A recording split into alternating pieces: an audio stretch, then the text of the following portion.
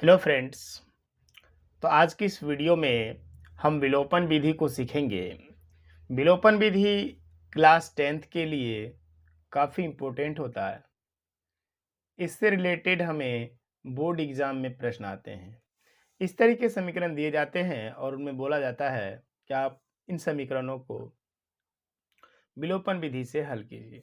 देखिए, समीकरण को हल करने के टोटल 4 विधि है, जिसमें विलोपन विधि, वज्र गुणन विधि, प्रतिस्थापन विधि और ग्राफीय विधि है।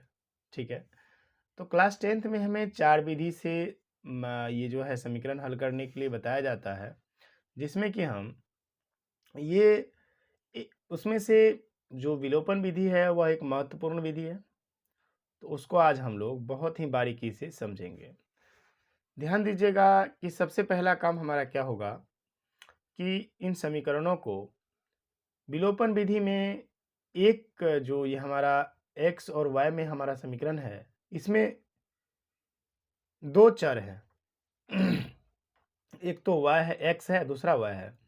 एक चर को हम समाप्त कर देंगे, मतलब विलुप्त कर देंगे, मतलब खत्म कर देंगे। तो यहाँ पर देखिए क्या होगा, ये 3 है, यहाँ पर 2 है। इनको कैसे खत्म करेंगे, इनको कैसे हम विलुप्त करेंगे? इनका तरीका क्या है कि हम क्या करेंगे, यहाँ पर और यहाँ पर दोनों सेम सेम चीज़ ले आएंगे। उसको लाने के लिए हमें समीकरण 1 में क्या करना पड़ेगा, समीकरण 1 में 2 से और समीकरण 2 में 3 से गुणा करना पड़ेगा। देखिए, जब हम समीकरण 1 में 2 से गुणा करेंगे तो ये 6 बनेगा और ये बनेगा 8। फिर समीकरण 2 में जब 3 से गुणा करेंगे तो ये 6 बनेगा।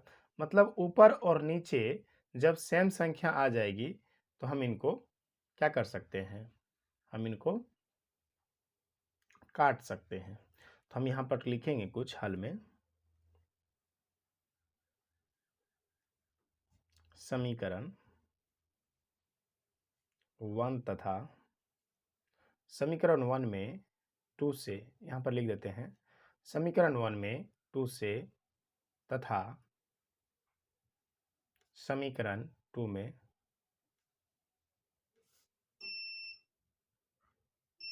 समीकरण 2 में 3 से गुणा करने पर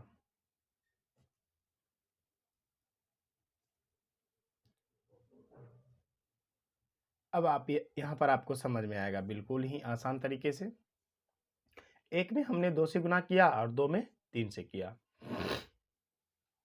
तो यहाँ पर देखिए जरा सा ध्यान से कि जब हम इसमें 3 से 2 से किए हैं तो क्या बनाइए, 6x प्लस 8y बराबर 20।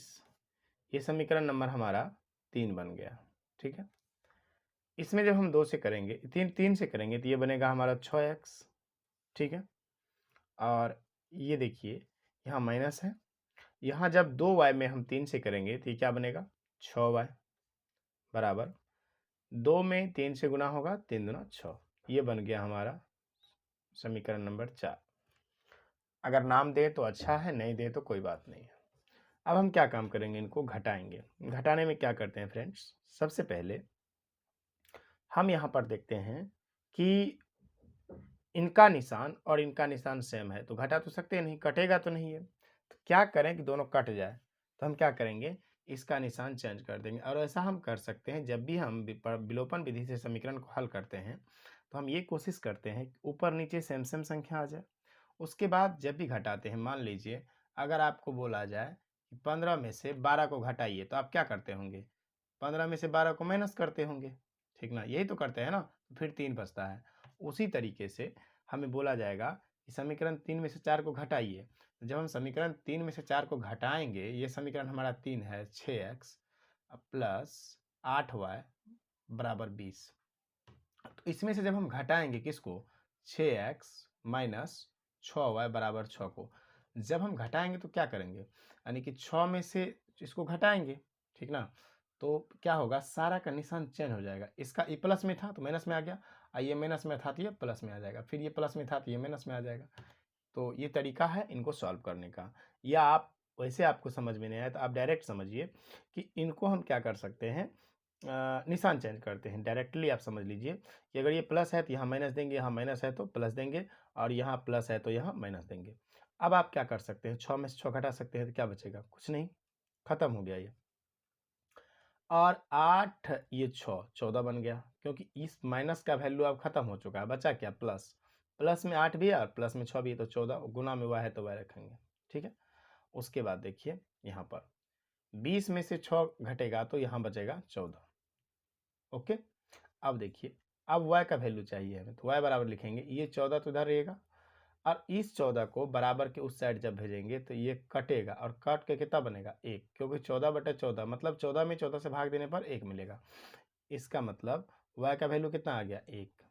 अब ये जो y का वैल्यू आया है, इसको समीकरण 1 या 2 कहीं पर हम रख सकते हैं। तो इसको हम क्या काम करेंगे, हम समीकरण नंबर 1 में रख लेते हैं। यहाँ पर लिखना पड़ेगा y का मान समीकरण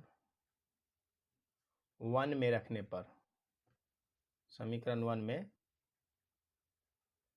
रखने पर, तो y का मान हम समीकरण 1 में रख रहे हैं।